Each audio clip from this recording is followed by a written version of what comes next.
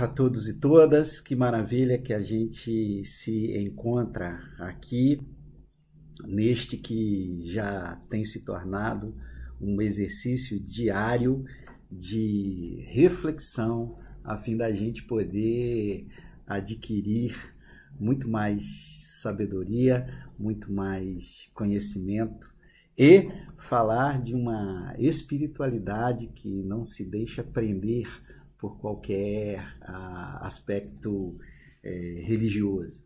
Muito bom a gente se encontrar aqui nesta manhã para dar continuidade ao tema desta semana, que é um tema desafiante e a gente está aqui falando sobre a culpa e apostamos num título, digamos assim, relativamente irreverente. A gente está trabalhando a ideia de que a culpa é uma merda.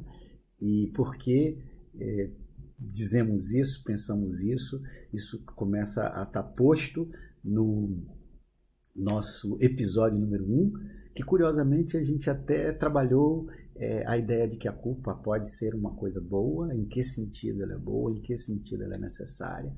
No episódio de ontem, ou na live de ontem, a live de número 27, essa é a live de número 28, seja muito bem-vindo, bem-vinda a ela.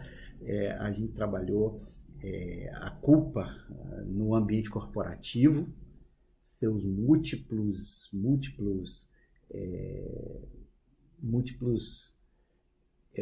acho que eu tive um problema aqui, deixa eu ver, eu ter aqui só um instante, eu acho que eu estou tendo um problema. Ok, eu não, a gente está novamente com problemas no Instagram, mas vamos lá. Que bom. Se você está aí no Instagram, se você está me vendo, está me ouvindo, me dá um toque aqui, eu preciso só ter essa certeza. Tá tudo me indicando aqui que está tudo ok, mas vamos lá. Já deixo aqui a Analice, a Liette, a Cristina, habituês aqui do nosso exercício diário. Hoje eu queria avançar na nossa conversa e queria falar sobre essas 3 maneiras, né? Esses 3 perfis que a gente tem quando o assunto é culpa. E eu começo dizendo para você que quando a gente pensa e reflete sobre a culpa, e eu observando ao longo de tantos anos a maneira como as pessoas lidam com a culpa, eu identifiquei pelo menos 3 perfis. 3 maneiras, eu diria, clássicas de lidar com a culpa, tá bom? O perfil número 1, a maneira número 1, são as pessoas que se arrastam sob o peso da culpa. Elas são vítimas, me permita a metáfora, desse vírus chamado culpa. E as suas relações, não poderia ser diferente, estão mediadas pela culpa. Amam porque se sentem culpadas, fazem determinadas coisas porque se sentem culpadas. Obrigado, Paulo. Paulo está me dizendo aqui que no Instagram fica travando. É um problema clássico que a gente está tendo, mas lembra, né? Qualquer coisa, você tá vai para o YouTube ou para o Facebook, que são sempre plataformas, para mim, inexplicavelmente, porque mais estáveis. Mas vamos lá. Esse primeiro perfil, que é esse perfil que se arrasta a partir da culpa. Como eu dizia, amam a partir da culpa, fazem as coisas num certo sentido porque são culpadas. É evidente que isso não é 24 horas por dia. Eu só estou dizendo que existe um determinado jeito de lidar com culpa, um determinado perfil de pessoas que eu tenho encontrado ao longo da minha caminhada, que na boa parte das suas ações, boa parte dos seus relacionamentos, o fazem nessa sensação de culpa. E a gente tem que admitir que a sensação de culpa, ela nasce a partir de uma falta, né? Ela nasce a partir dessa coisa de que eu devo algo a alguém. Ainda que por gratidão, zero de problema, mas eu me movimento, num certo sentido, em função de uma dívida. Ainda que a gente resista a chamar, a nomear, a dar nome a esse sentimento com esta palavra dívida. Mas a culpa é isso. Ao me movimentar a partir desta dívida, desta culpa, eu me encaixo nesse perfil número 1, que é de pessoas que são vítimas de uma enorme culpabilização. As origens dessa culpa são as mais diversas, fogem aqui ao escopo da nossa conversa. Esse é o primeiro perfil. O segundo perfil, deixa eu ir para o outro extremo, para então a gente chegar no meio, tá? O primeiro perfil eu me movimento a partir da culpa. O segundo perfil, ou o perfil oposto a esse, no lado oposto, são aquelas pessoas que não conseguem sentir culpa. Eu até, quando estava pensando esse tema da semana, eu fiquei me perguntando se o problema do nosso tempo é um problema de pessoas que se culpam muito, ou se o problema do nosso tempo é uma enorme atitude defensiva, me permita quase cínica, de não se sentir culpado ou culpada por nada. Qual o problema, né? E aí foi que eu percebi que esses dois extremos, eu me sinto culpado por tudo ou quase tudo, e eu não me sinto culpado por nada ou quase nada. São dois extremos que se tocam, são dois polos opostos. Nesse extremo de cá, essa coisa de não me sentir culpado, eu quero te dizer que dia desses eu ouvi uma pessoa que chegou para mim e me disse que escutou uma coisa muito legal na internet, e a coisa foi uma espécie de conversa tipo a nossa. Você não deve nada a ninguém. Eu ouvi aquilo e eu fiquei chocado. Assim, no mínimo me deu curiosidade, e eu devo isso. Olha a culpa, hein? No mínimo eu devo olhar o que é que a pessoa tinha falado. Porque se eu for me ater somente a esta frase, somente a ela, você não deve nada a ninguém, eu acho esta frase, eu a coloco na mesma gaveta, no mesmo saco, pensando aqui naquele dito popular, tudo é farinha do mesmo saco, eu coloco esse dito no mesmo saco daquele que diz assim, eu não me arrependo por nada. Como que alguém pode conceber a existência entendendo que não deve nada a ninguém? Quem concebe, quem cultiva esse tipo de pensamento, e o que é pior, quem se orgulha dele sem o examiná-lo, está trazendo enormes problemas para a sua vida. Porque assim como viver sob o peso, o tacão da culpa é algo horrível, vivenciar um processo onde eu não consigo me culpar por nada, porque eu acho que eu não devo nada a ninguém, é um problema tão grave quanto o primeiro aqui descrito. E eu te digo por quê. Porque quando você ama, só para iniciar por aí, quando você ama alguém, você deve a essa pessoa algumas coisas.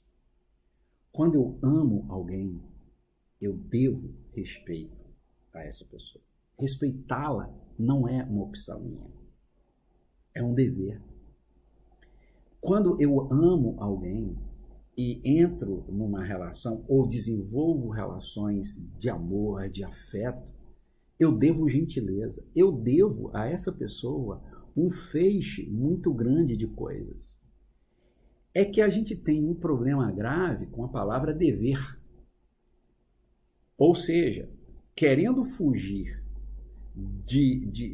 desse primeiro perfil, de não andar sob pesos, carregando o fardo da culpa, a gente termina indo para o outro extremo, falando de um tipo de experiência relacional onde eu não devo nada a ninguém.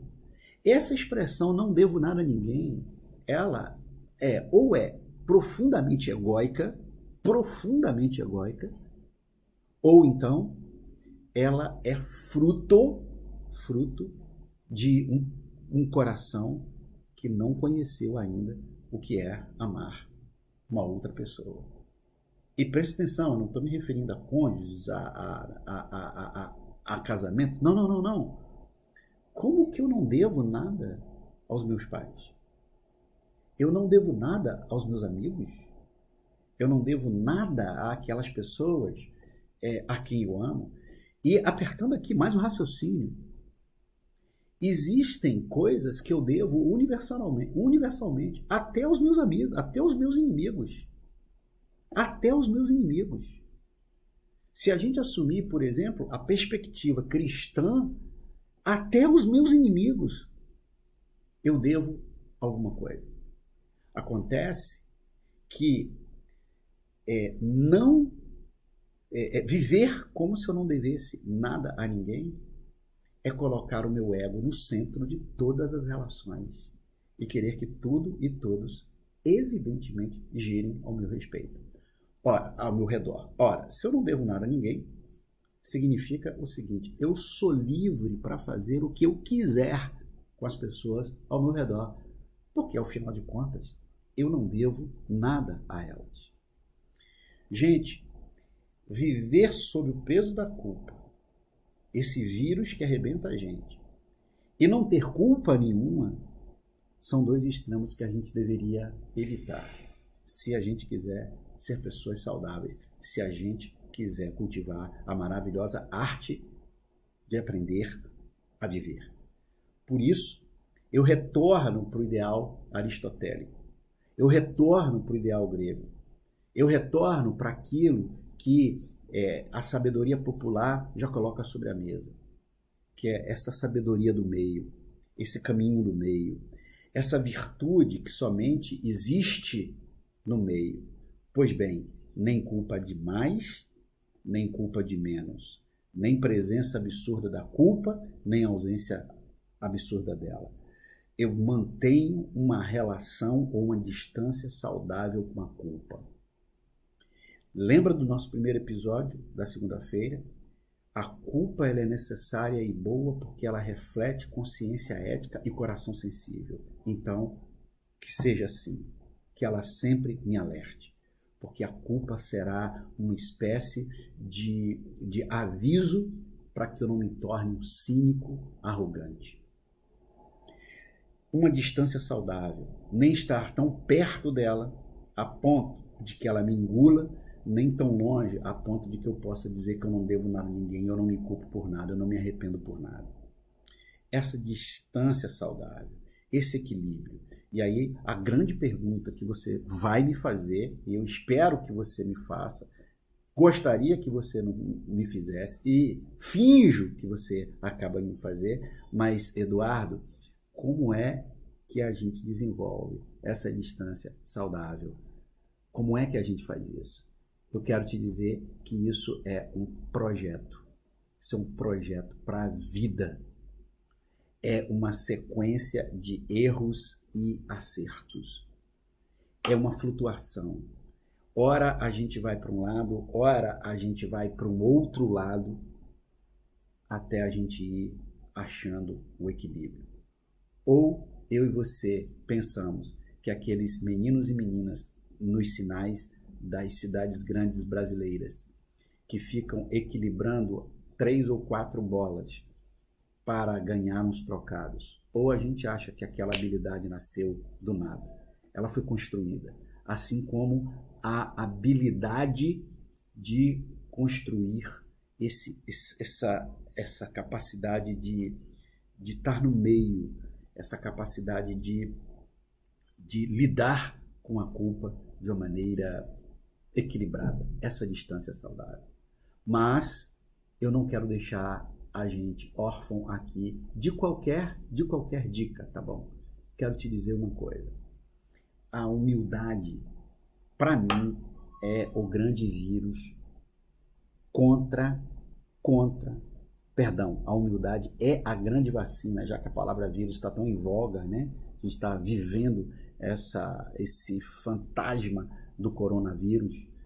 A humildade é uma vacina, a humildade é um antídoto contra ou a presença excessiva de culpa ou a ausência dela. Porque a humildade, ela me ajuda a dizer: eu estou errado, eu falei merda, eu vacilei, eu te peço perdão.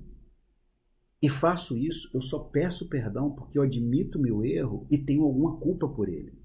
Não existe arrependimento, não existe confissão verbal dos meus equívocos e erros, senão precedido por um bom sentimento de culpa. Então, essa presença da humildade, ela me leva a me livrar desta ausência total de culpa. E qual foi a última vez que eu e você dissemos isso? Qual foi a última vez que a gente de fato, verbalizou isso? E a humildade, ela tem essa coisa linda que é não apenas sentir, que é dizer, que é verbalizar. Eu não peço perdão a alguém comprando um presente para a pessoa. Eu peço perdão a alguém dizendo: eu errei. Esse exercício, eu me sinto culpado. Anota o que eu vou te dizer, te devo este pedido de perdão. Agora, a humildade, ela também me leva a lidar com essa presença muito forte da culpa. Porque dia desses eu me peguei fazendo uma análise de uma determinada situação e eu agi naquela situação de maneira arrogante, eu diria até a você meio patética e tal. E eu peguei dirigindo o meu carro, pensando naquela situação. E eu vou te contar um negócio assim. Eu peguei, me dando meio que um murro, um soco aqui na minha perna, né? Meio que me agredindo fisicamente, batendo assim na perna. Falar, como é que eu vacilei naquela medida? Como é que eu falei aquilo? Como é que eu me portei daquela maneira? E na hora que eu meio que bati na minha perna, né? Naquele momento, eu percebi a profunda arrogância que estava habitando o meu coração e que era pior do que o erro que eu havia cometido. Quando eu bati na minha perna, quando eu demonstrei uma enorme impaciência com o meu próprio erro, uma enorme intolerância, uma violência de mim contra mim mesmo, a ponto de eu bater na minha própria perna, foi aí que eu me dei conta de que estava me faltando a humildade para perceber o seguinte: quem sou eu para não errar daquele jeito? Sou eu alguém tão especial? Sou eu alguém tão superior que eu não posso cometer um vacilo, eu não posso cometer um erro daquele jeito? Foi aí, meu querido e minha querida, que eu comecei, para usar uma expressão que eu aprendi, eu diria, aprendi num certo sentido no domingo, numa dinâmica que eu participei. Foi aí que eu resolvi, naquele momento, me tratar com um pouco mais de gentileza. Eu tive que, ao invés de bater na minha perna de novo, eu tive que dizer para mim mesmo: sim, Eduardo, você errou. Sim, Eduardo, você se excedeu. Sim, Eduardo, você foi patético. Mas você é igual a todo mundo. E eu consegui ser gentil com o meu próprio erro, ser gentil comigo mesmo. E percebi que nesse momento aquilo me ajudou, esse ato de humildade, de gentileza comigo mesmo, me ajudou a lidar com uma culpa que podia ser esmagadora. Daí eu apostar e dizer que a humildade é esse santo remédio, essa vacina que me ajuda ao mesmo tempo a lidar não só com a presença da culpa, mas me ajuda a lidar com uma coisa tão ruim quanto a presença excessiva da culpa, que é a sua ausência. Meu querido e minha querida, estou aqui para responder a qualquer pergunta que você coloque. Aí, Janice, bom dia para você, Elaine, Paulo, Elias, Miriam, Analice, Liette, Cristina e tantos outros e outras que não aparecem aqui. Qualquer pergunta, se tiver, ou observação, chegando aqui para mim a tempo, eu a farei, mas eu só queria ir e sintetizar um ponto. Me entristece essa visão truculenta, essa visão pouco sábia e tão decantada, tão insensada por alguns.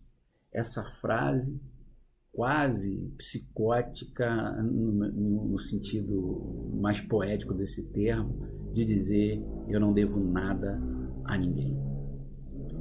E a gente está num tempo onde todas as pessoas que investem numa retórica truculenta, todas as pessoas que investem numa postura arrogante, todas as pessoas que escondem qualquer vulnerabilidade, a gente está num tempo onde parece que essas pessoas têm um número maior de seguidores e são mais bem-sucedidas, em certo sentido.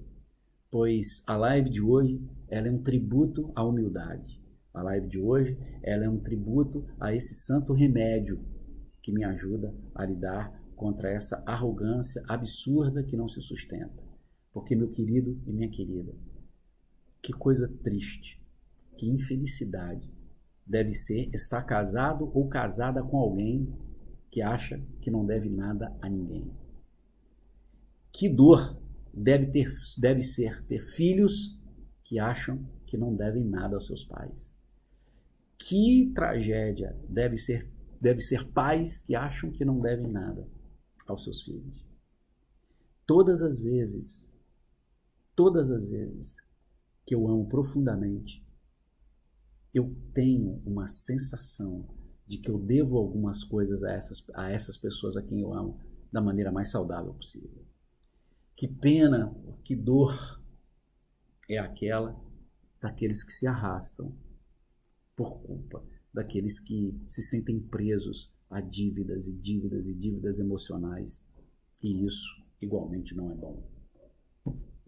Ao meio, é aqui no meio, na distância saudável, onde a gente encontra a melhor maneira de lidar com essas coisas.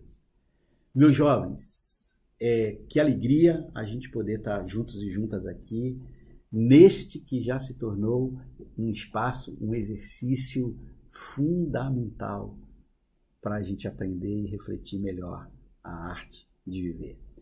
Amanhã a gente se encontra às 7 horas, podendo ter ou não um probleminha de conexão. Lembra, a gente está sempre nas 3 plataformas, YouTube, Facebook e Instagram, tá bom? Deu problema numa, por alguma razão, corre para outra, beleza? E amanhã eu avanço, amanhã eu quero responder as suas perguntas. Me manda a tua pergunta, coloca aí nas redes. Aqui eu vou olhar e vou respondê-las. E eu queria te dizer qual é o tema que vai predominar amanhã. Amanhã eu quero falar sobre a culpa religiosa. Eu quero falar sobre Deus, religião e os processos de culpa que isso envolve. Acho que pode ser nitroglicerina pura. Vem comigo. Na sexta-feira, conversará comigo aqui, vai sentar aqui à mesa de casa, a minha amiga, a psicóloga, a doutora Elaine. A gente vai bater um papo sobre as muitas faces da culpa que ela tem encontrado ao longo de tantos anos de clínica e dicas também para a gente lidar com a culpa. Amanhã a gente se encontra às 7h30, sexta-feira, batendo um papo aí com a doutora Elaine. Não se esquece, ainda não foi lá no meu canal do YouTube, não se inscreveu, não faça isso. Você me deve isso. Brincadeiras à parte, vai lá no canal, se inscreve, coloca o sininho, compartilha